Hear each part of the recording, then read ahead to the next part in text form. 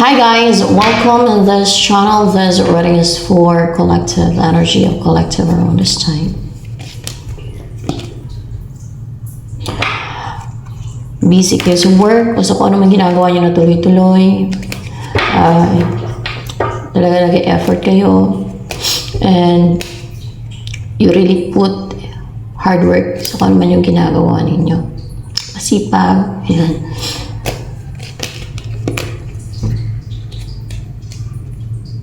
Risk taker, and you take a leap of faith, and malaya kayo na gawin ninyo kung ano yung gusto ninyo, and may pagka-emotional or you feel care, affectionate, or nag-risk kayo sa taong mahal ninyo.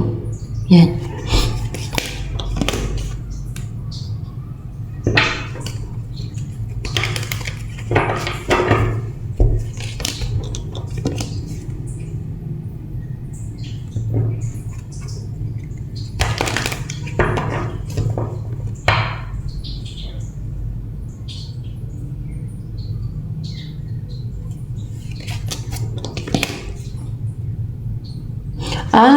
Wala nakapagbigay sa inyo ng yung mga like their energy, their influences, their energy, their pati siguro negativity nila. That's why you feel secured and stable right now. So more information. That's why itong mga gumagawa ng deceit sa'yo, sa inyo collective, ay naka-experience ng emotional turmoil. Malungkot sila, oh. Or kung isa lang yan, malungkot siya. Itong magnanakaw, gumagawa ng deceit, deceitful, malungkot. O pwedeng, kung person mo dati na nag-cheat sa'yo, sa inyo, ay nanghinayang sa inyo yan.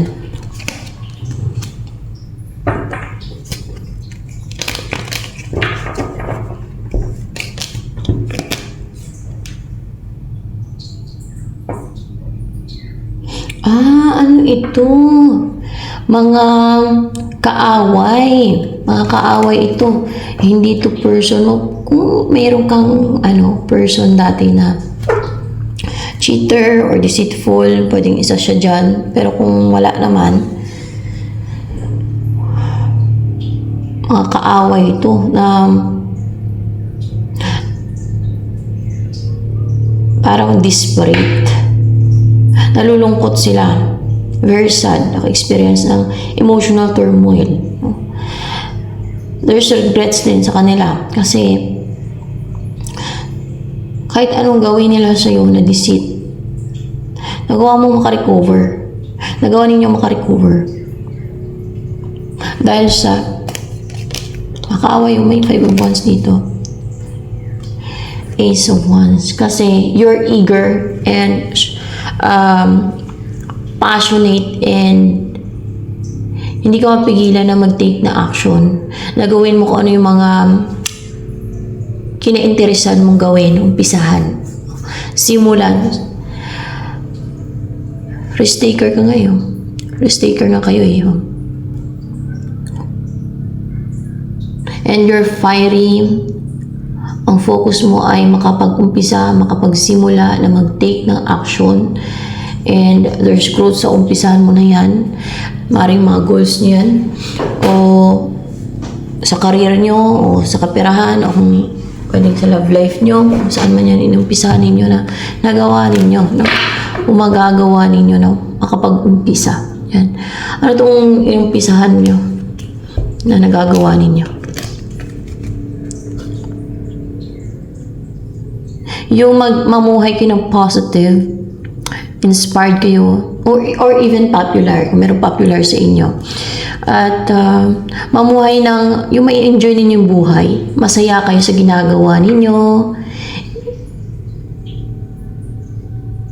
hopeful, yan.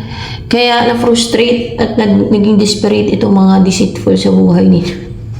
Gumagawa ng deceit sa inyo. Kasi hindi tumatalabi, hindi sila nakapagbigay ng influences nila, their ill influences and their negativity or their energies sa inyo. Yan, hindi kayo nakukontrol. Gusto nila makipag-compete sa inyo. Gusto nilang pigilan kayo, no? Na gusto nila hindi kayo maging hopeful. Nagagawa nyo ito mag-enjoy, masaya sa buhay, maging masaya. Ayan, no?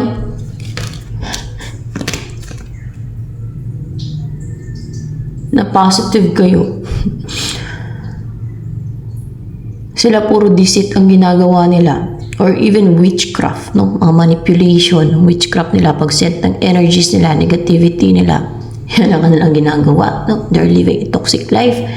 Samantalang kayo ay positive and inspired, and pwedeng nagiging popular pa kayo, or popular, or silbing inspiration sa maraming tao, at positibo sa buhay, masiyahin.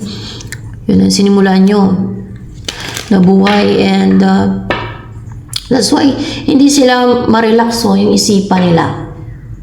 Hindi sila makatulog dahil nakikita nila positive kayo, collective, masiyahin, active.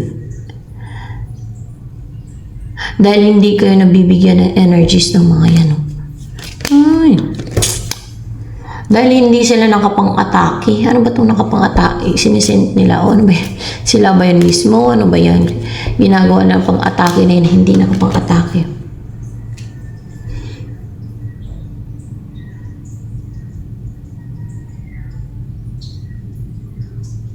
Merong yun.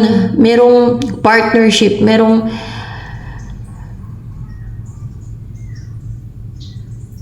meron silang yung nagkaroon ng union, partnership, or pag-iisa. Yun ang inuutusan nilang mag-atake. Ano ba yan? Yung the lovers dyan, inuutusan nilang mag-atake na hindi nakapang-atake.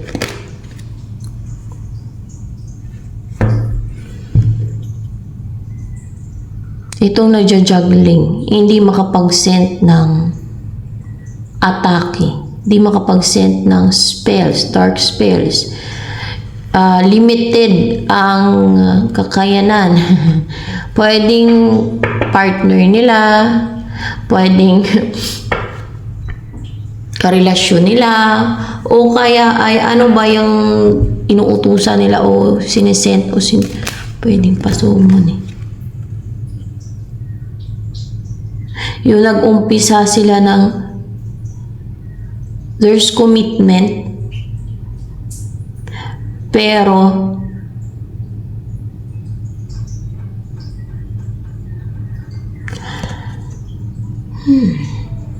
walang strength, walang inner strength. Nagja-juggling. Limited ang kakayanan, no? Pwedeng asawa nila, partner nila, karelasyon nila, or more information dito sa Knight of Cups in reverse and Two of Pentacles na to.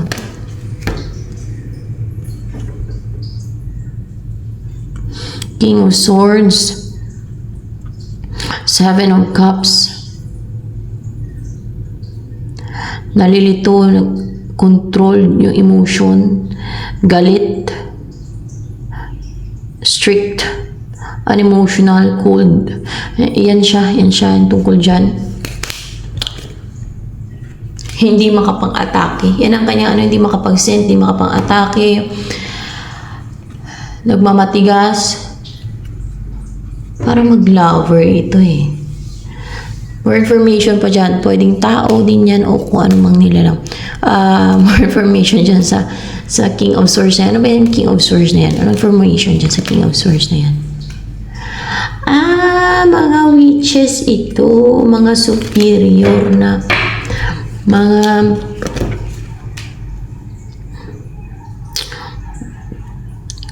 gumagawa ng mahika, gumagawa ng black magic. Mag-lover to sila. Puno sila ng karga, baggage, or resentment. At mga nagpipretend, nagkukunwari, puno ng kasinungalingan ang mga sinasabi nila. Nagmamask, fake empress. Ang fake empress to. Mga nagkukunwari. Yan, mga nagkukunwari.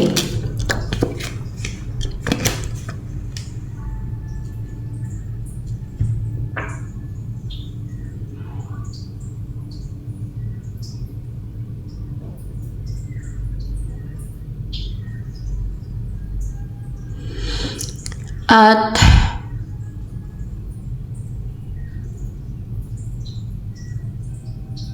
may collaboration sa kanila. Dahil sa collaborations nila, nagtagumpay sila, no? May ginawa silang collaboration. Kaya sila nagtagumpay. Na ano? Dahil sa collaboration nila, tulungan sila ba?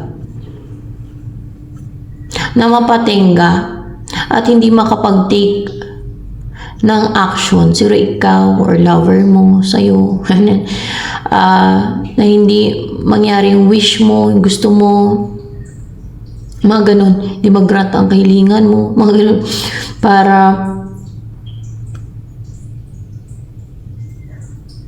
maging cold and emotional sa'yo ang person mo, mga ganun ba ng mga deceit nila ba? At ano pa?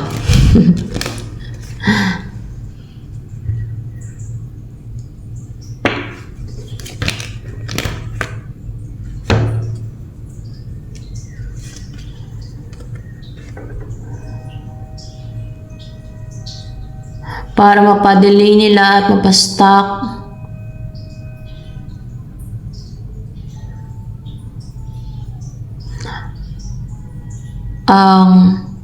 ang person mo, ikaw, ang person na mapapangasawa mo, nabubuo kayo ng prosperous na buhay na complete life. Yan, dahil sa collaboration nila, ganun ang nangyari. Tapos,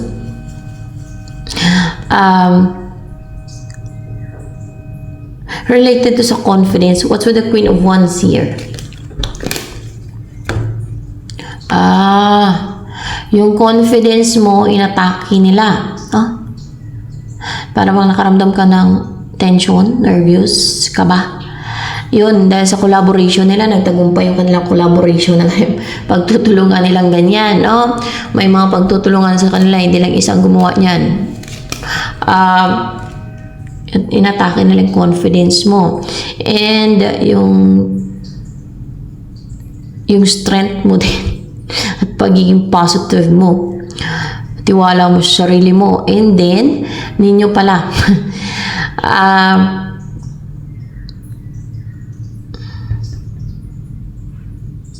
Para umiwas ka. Pwedeng umiwas ka sa kanila, umiwas ka sa person mo, iwasan ka ng person mo, mga ganon. So, anong next na mangyari sa'yo? Sa inyo, collectives? We're in my head tonight.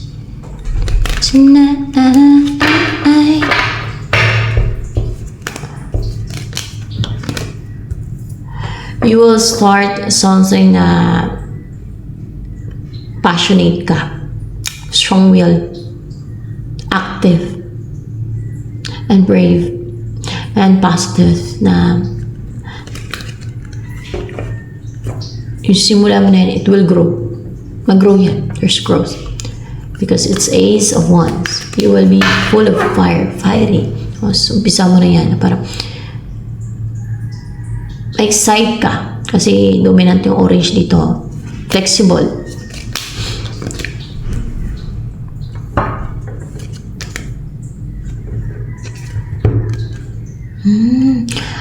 Malayo ka sa pamilya mo eh. Para bang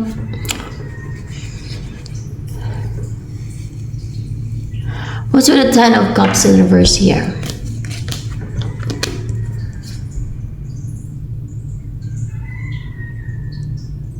Diyan ka na stagnant sa family na yan.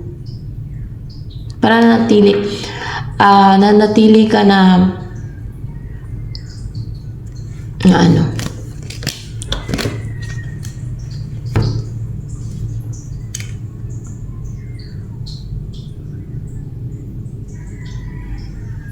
Na stagnant. At parang kinakabahan, ganun.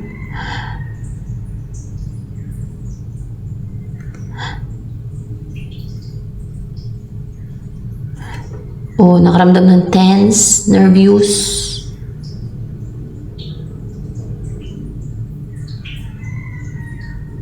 Na-stagnant ka. Sa pamilya na yun, na-stagnant ka. For information sa Ten of Cups in reverse.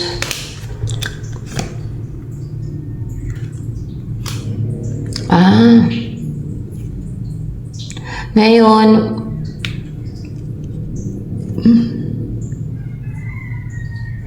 makaalis ka na dyan sa illusion na hindi ka masaya dyan. Sa illusion na kinreate ng kung sino man na-create kaaway. Na maging ganyan, na manatili kang stagnant. O manatili ka sa family na yun, hindi kang masaya. Hindi ka fulfilled.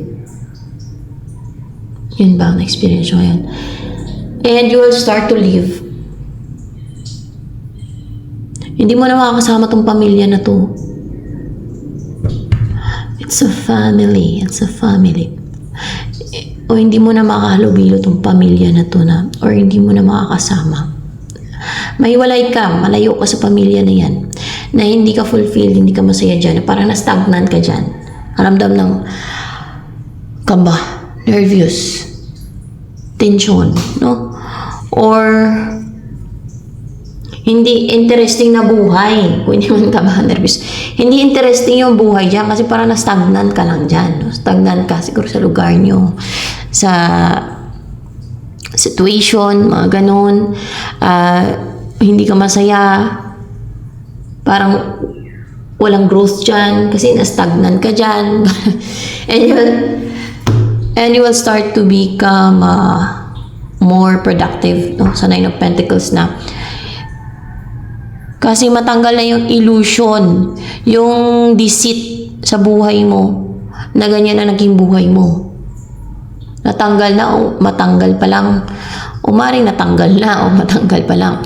Or hindi na gagana, hindi na tatalab itong deceit nila. Na ginagawa nilang unhappy ka, stagnant, hindi interesting ang buhay mo. Kahit sino siguro hindi maging interesting ang buhay nila pagka ganyan, no?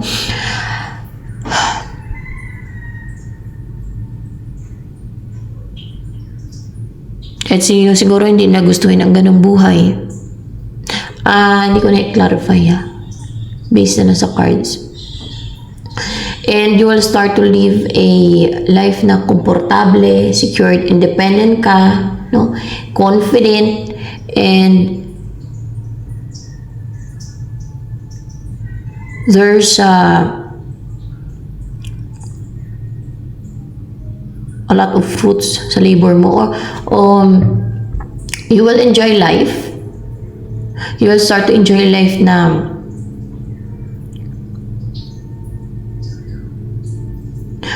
maraming fruits yung kung ano yung pinagtrabahuan mo. O you will enjoy the fruits of your labors, no? Sa Nine of Pentacles na to. And stable ka na, secured, or you will be in a stable relationship. Or masaya, colorful ang buhay mo. Kita niyo yung Four of Wands dito. Colorful yung Four of Wands dito. And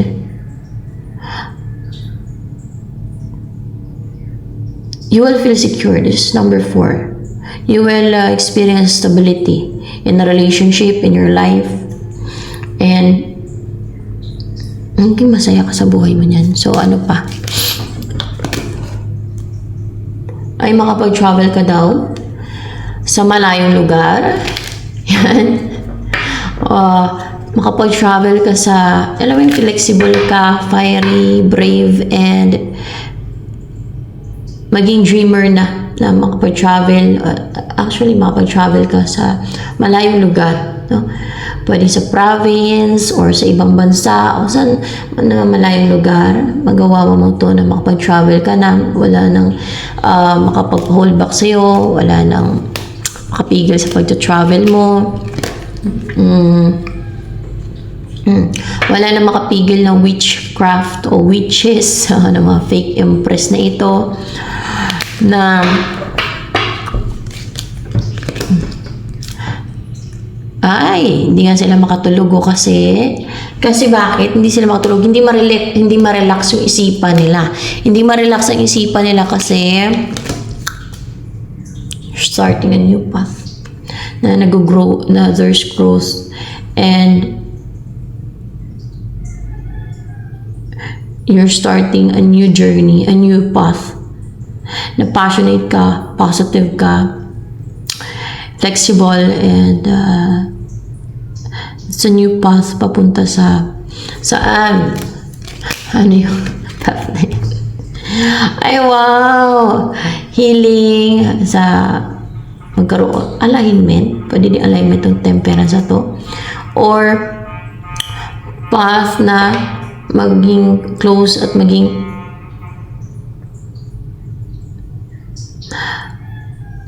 at home ka sa path papunta sa you will feel at home sa pwedeng twin flame mo kasi may 6 of cups, or yung magkaroon ng balance, harmony, closeness, and yung makapiling mo, makasama mo yung person na meron kayong soul connection kasi merong ano dito, 6 of cups. Yan. Bakit hindi sila makatulog? Dahil sa inggit nila yan, no? At sila ay alagad ng dilim, kaya ganyan sila. No? Sila ay evil kasi ganyan ang mga anak ni Satanas. Buhay ng ibang gusto lang kontrolin. Inggit ang pinapairal nila.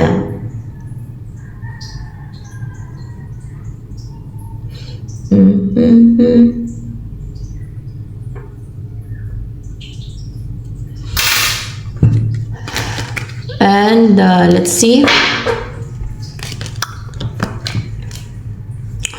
Makaka-recover ka na sa it's a path na hindi ka malungkot, no?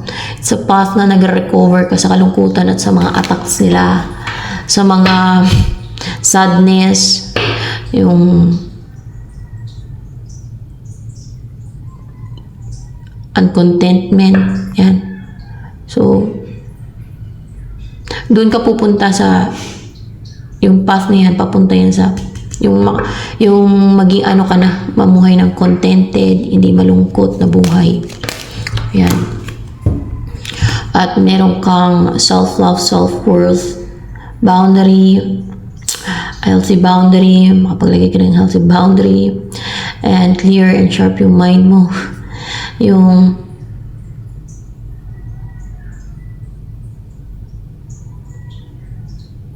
courageous ka, at kasi and you will see the truth mo. Wala na itong mga nagpapaklouded ng isipan mo, mga lies, deception, mga nag-create mga monitoring spirits na nag-create ng mga lies, deceptions, manipulation sa isip mo ba. You will start to live a life na victorious, and you will become successful. Kasi itong mga umatake sa'yo dito, mga mga alagad ng dilim to, mga sinungaling, manipulative, mapagkunwari, mapagbalat kayo, yung mga ganun ba, mga ahas, no? Mga ahas talaga, klase ng nilalang tao. Mga nagbabalat kayo ano pa, na hindi ka na doon may stress, hindi ka maka-experience ng like anxiety or attacks, no? Na hindi ka na mamroblema, hindi ka na ma-stress talaga. Klaro yung isipan mo, sharp yung mind mo, gano'n. And walang mga doon, walang makapang-atake sa'yo na mga walang makapang-atake talaga sa'yo. Walang maging courageous, walang brave na makatake sa'yo ng yung mga namamarusa na mga Wala na. Yun na yung path na pupuntahan mo o yung tatakan yung path. Wala na mamarusa, wala na mapamarusa sa'yo ng mga black magic nila. Baka may magtanong kung yung mga mamarusa ng black magic nila, makulang barang na yan o gaway, ay binigyan mo yan sila ng God, no, ng authority or abiso or pahintulot ng God. Kung may magtanong na gano'n, no? Wala. Kaya pinapapatayin sila ng God, di ba, yung mga kukulang at mababarang manggagaway. Nasa Exodus 22:18 yan, pinapapatayin sila ng God at ang sabi na God, naman napapractice ng witchcraft and sorcery, mga makulang barang na yan, gaway na yan. Di ba, sabi ng God, itatapon niya dun sa lake of fire na may sulpur ang mga kaluluwa ng mga yan. Kasi hindi sa God yan. Wala din binigay na utos o command hanggang sa kanila mamarusa sila. At yung mga kapangyarihan at kakayanan nila, mamarusa, maminsalat, manggambala, manguntrol ng kapwa nila tao, hindi yan galing sa God. Kaya itim yung kapangyarihan nila. Galing yan sa mga elementals, demonyo, fallen angels, yan galing yung mga kapangyarihan na mangkukulam at mambabarang manggagaway. Hindi ba nagsasanla nga sila ng kaluluwa nila? Nagbibinta sila ng kaluluwa nila. Kapalit ng mga kahilingan nila. Kapalit ng itim na kapangyarihan nila. Para magkaroon sila ng itim na kapangyarihan. Mapagana nila yung mga rituals nila. Para ibibigay ng mga evil entities. Demon sa kanilang mga kahilingan. Diba? Sila ay followers ng Diablo, ng Satan, yung mga mangkukulam, mambabarang manggagaway na yan.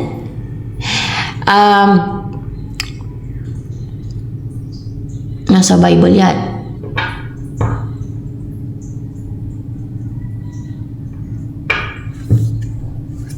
Kita nyo paminsala ang ginagawa nila. Lies, deception, manipulation, kagaya ni Satanas. At pinapractice nila yan, minamaster nila yan. Nagmamasteral yan sila, tinuturuan yan sila ng mga demons. Kung paano mag-deceive, mag-create ng lies, deception, manipulation sa isipan ng mga biktima nila. Kung paano sila mangontrol, mang-manipulate, mang-send ng intimidation, di ba? Ganyan yung witchcraft.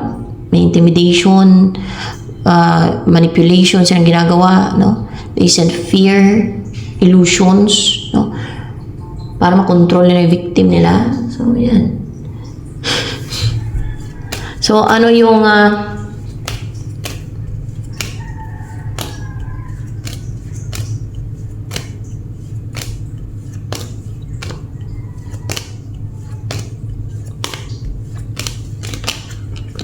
run my head tonight. Three of Swords.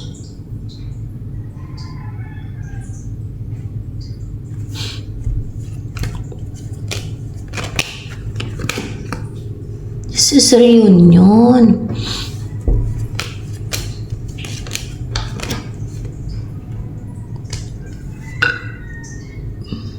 Ay!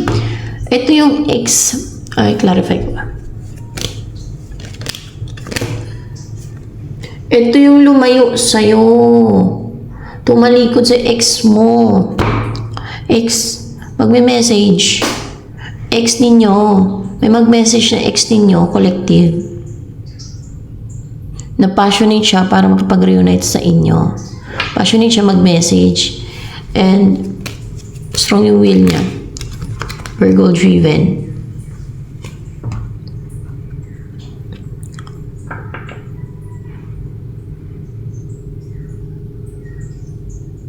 Positive, hopeful. Na mag-message sa'yo. Mag-message lang pero mag-invest ng maaaring pera or ano, hindi pa. Mag-message lang, meron siyang isend sa'yo. Nag-reach out lang siya. Pero yung mag-invest ng siguro tuloy-tuloy, yung maging giving siya. May pera dito or food or ano. Hindi. ano lang siya, positive and inspired na mag-reach out. Nag-reach out siya. Yun lang. Mag-reach out lang siya para magkaroon siguro ng reunion sa inyo kasi nga may 3 of Cups dito. O mag-reach out lang siya, hi, hello, bakit ano ang gagawin niya? Yun. So, hanggang dito na lamang for collective reading, guys.